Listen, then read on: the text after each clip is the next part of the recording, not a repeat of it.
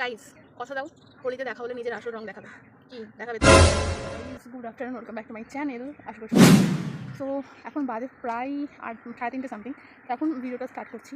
আজকে ভিডিও দেওয়ার ইচ্ছা একদমই ছিল না, বাট अरे कहना क्या चाहते हो? ভাবলাম একটা ভিডিও শ্যুট করিনি। তো দেখো এই সাইডটা কেমন ফাঁকা ফাঁকা লাগছে না? এই দেখো, মনে আছে সেই নিম গাছটা ছিল ওই জায়গাটায়, তো ওটা কেটে ফেলা হয়েছে। ওই যে গুড়িটা দেখতে পাচ্ছ? ওই দেখো, ওই যে কাছ থেকে দেখাচ্ছি দাঁড়াও। এই দেখো, এই হচ্ছে গুড়িটা, যে নিম গাছটা কেটে ফেলা হয়েছে। কারণ যেটা বলেছিলাম যে আমাদের এদিকে তো ঘর হচ্ছে নতুন, তো সেই জন্য এইদিকে সব কিছু পরিষ্কার করা হচ্ছে। দেখো অনেক ফাঁকা ফাঁকা লাগছে, বুঝছো? আর এদিকে তো পুরোটাই মাঠ, তোমরা তো জানোই কম বেশি। সো আজকে তাতে স্নান করে নিচ্ছি, ভাবলাম ব্লগটা তোমার সঙ্গে শেয়ার করি। বেশ কিছু কথা বলার আছে। জানি মাঝে কয়েকদিন আমি গ্যাপ দিয়ে দিয়েছি, মানে ব্লগ শ্যুট করিনি, তো সেই জন্য ভাবলাম যে হঠাৎ করে একটা ব্লগ শ্যুট করে ফেলি। ঠিক আছে, তো চলো। এখন দুপুরে লাঞ্চ করিনি, বাট লাঞ্চে কী আছে তোমার সঙ্গে শেয়ার করবো। বাট তার আগে বলি, আমার মুখটা একটু ফোলা ফোলা লাগতে পারে। তার একটা রিজন क्या बात है? আছে, সেটা হচ্ছে এই মানে বসন্ত এই সময়টা বিভিন্ন ধরনের ফুল ফোটে, তোমরা জানো কম বেশি। তো এই সময়টা এমন কিছু ফুল ফোটে যে ফুলের মানে পরাগ থেকে যে একটা ক্ষুদ্র ক্ষুদ্র দেখবা একদম হাতের সঙ্গে মিশে যায়, এরকম একটা জিনিস আছে, যেটা কী করে क्या बोला तूने? तो रुको जरा सबर करो।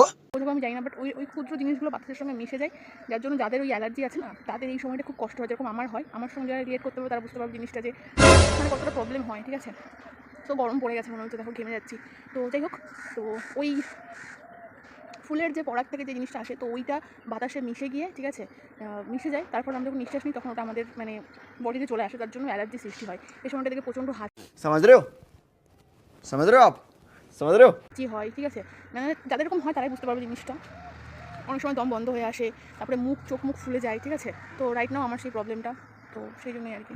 যেটা বলছিলাম সেটা হচ্ছে এই, যেটা আমার কি এইটা হচ্ছে মেন কারণ মুখটা ফুলে যাওয়ার।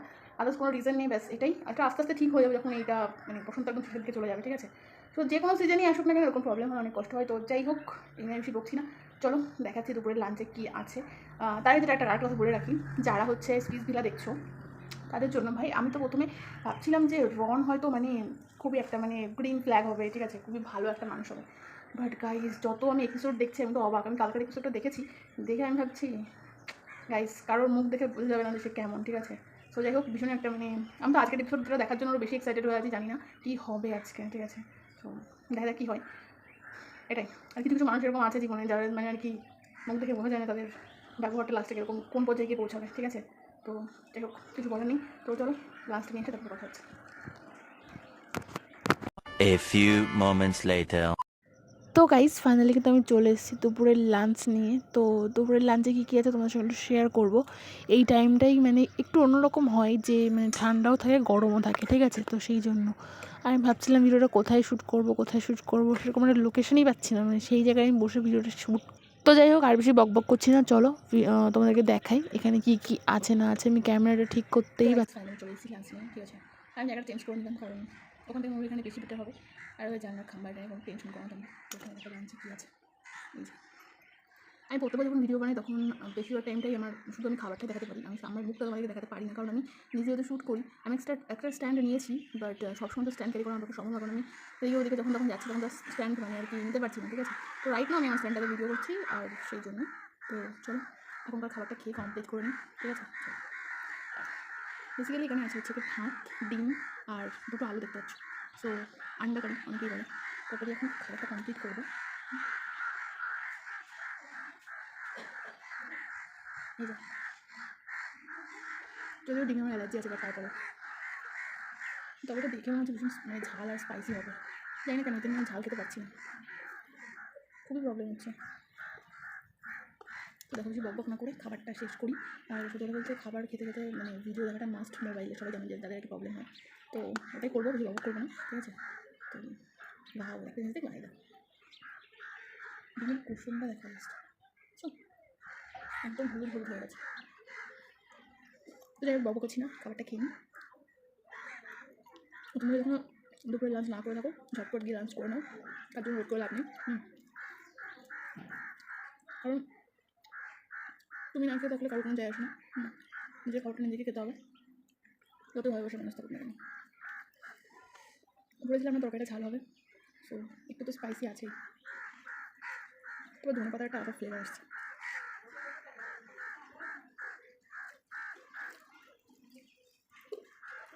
ডিমে আমার অ্যালার্জি, বাট আই লাভ ডিম, কিছু করার নেই।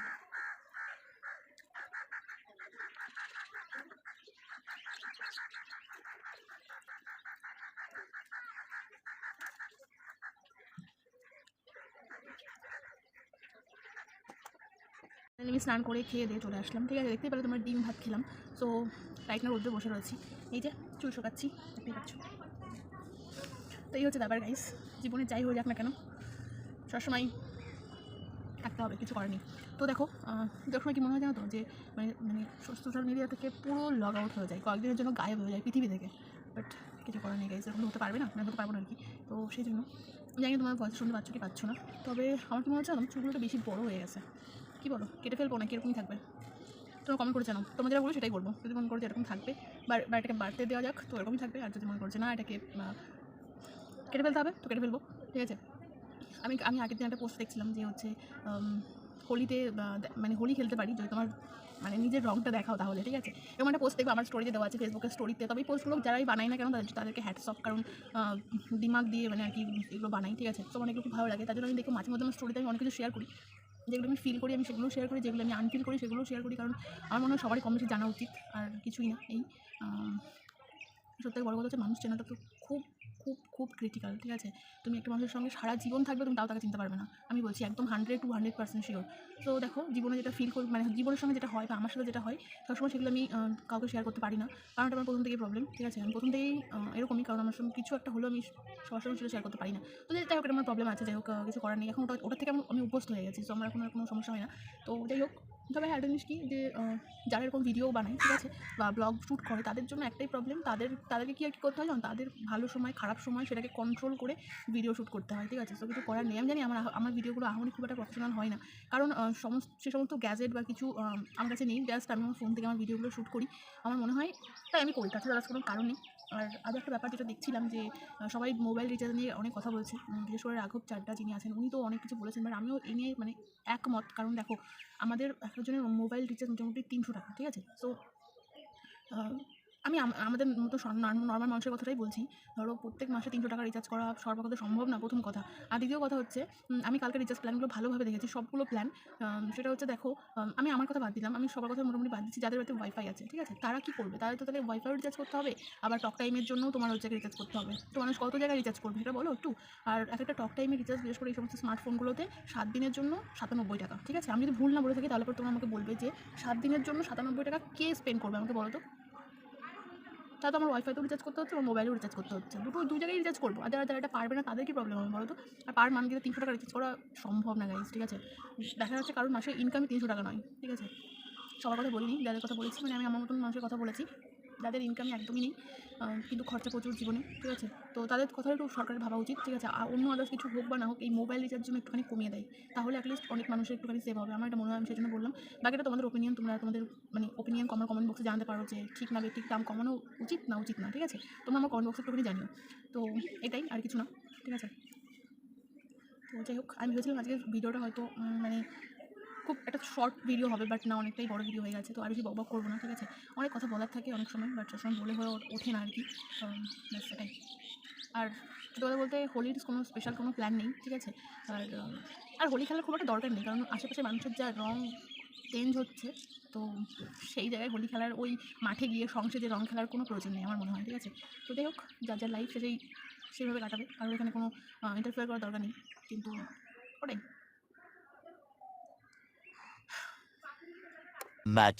Much later. তো গাইস গুড ইভিনিং, দেখতে পাচ্ছ মোটামুটি সন্ধ্যাবেলার স্ন্যাক্স নিয়ে চলে এসেছি, ঠিক আছে। আমার ব্লগ মানেই শুধু খাওয়া দাওয়া, সত্যি কথা বলতে ভিডিও করার মুড তো হয় না, বাট তাও কিছু করার নেই গাইস, করতে হবে।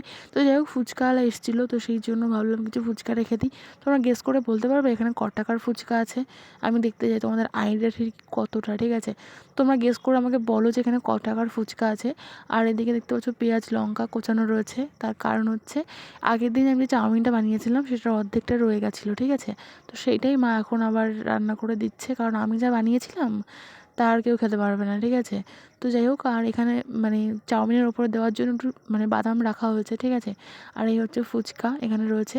আর এই দেখো আমাদের গেস্ট গাইস, তো ওর একটা নাম তোমরা আমাকে সাজেস্ট করো, আমি সেই নামটা রাখতে চাই।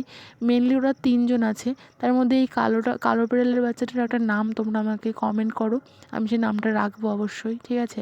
আর এখানে ম্যাগি মশলা রয়েছে দেখতেই পাচ্ছ। তো চলো মা চাউমিনটা বানাচ্ছে, চাউমিনটা হোক তারপরে আবার তোমাদের সঙ্গে দেখা করছি। তো আমি আগের দিন যে চাউমিন বানিয়েছিলাম গাইজ, তাতে আমার একটা ভয়ানক এক্সপিরিয়েন্স হয়েছে, ঠিক আছে। তো এই হচ্ছে ব্যাপার, বেশি কিছু নেই, চাউমিনটা একটু বেশি কুকড হয়ে গেছিলো। আর এই দেখো মা এর মধ্যে সব কিছু ভেজে নিয়ে, ডিম ভেজে নিয়ে তারপরে কিন্তু চাউমিনটা দিয়ে দিচ্ছে। আর অবভিয়াসলি আমাদের খড়ির উনুনে রান্না হচ্ছে, দেখতেই পাচ্ছ মোটামুটি। আর তেলের পরিমাণটা খুবই কম দেওয়া হয়েছে, ঠিক আছে, যাতে একটুখানি কম তেলই মানে আর কি ভালো লাগে, এই তাছাড়া কিছু না। তো যাই হোক চলো, এটা হয়ে যাবে একটু পরেই, ঠিক আছে। তো চলো একবারে নিয়ে তোমার সঙ্গে দেখা করছি, চলো। 5 minutes later. Hello guys, good evening. তো এই যে দেখতে পাচ্ছ,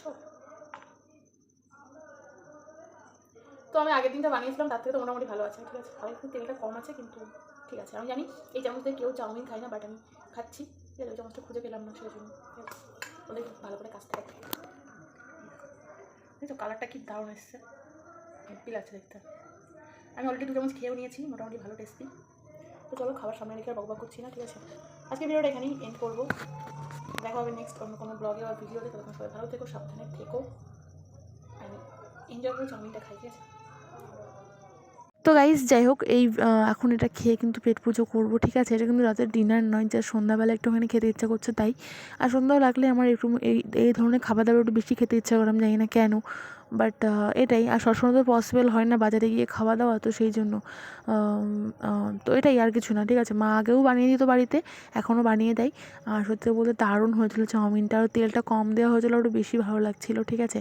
তো চলো খাবারটা খেয়ে এখানে আজকের ব্লগটা শেষ করছি, দেখা হচ্ছে নেক্সট ব্লগে খুব তাড়াতাড়ি তোমাদের সঙ্গে। এটাই, আর কিছু না গাইস, সবাইকে গুড নাইট। চলো টাটা, দেখা হচ্ছে নেক্সট ব্লগে, ঠিক আছে। চলো ততক্ষণ সবাই ভালো থেকো, সাবধানে থেকো, টাটা।